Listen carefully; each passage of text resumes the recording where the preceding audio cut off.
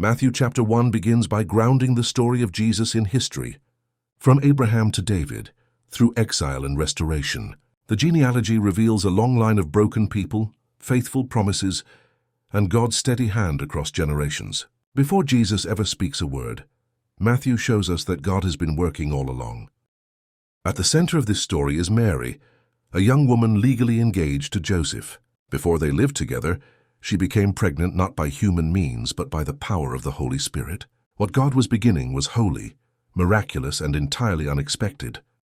Joseph, her betrothed, was a righteous and compassionate man. When he discovered Mary's pregnancy, he faced confusion and pain.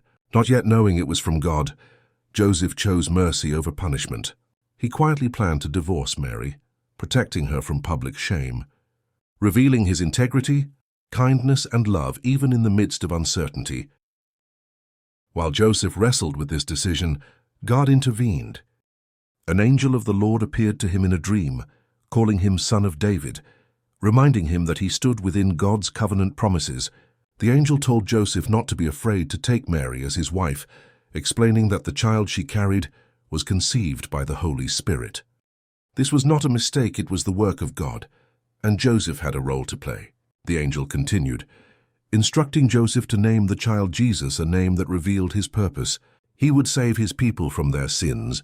This moment fulfilled God's ancient promise, spoken through the prophet Isaiah, that a virgin would conceive and bear a son called Emmanuel, meaning God with us. When Joseph awoke, he did not hesitate. He obeyed the angel's words, taking Mary as his wife despite the cost to his reputation. He honored God by remaining faithful and obedient.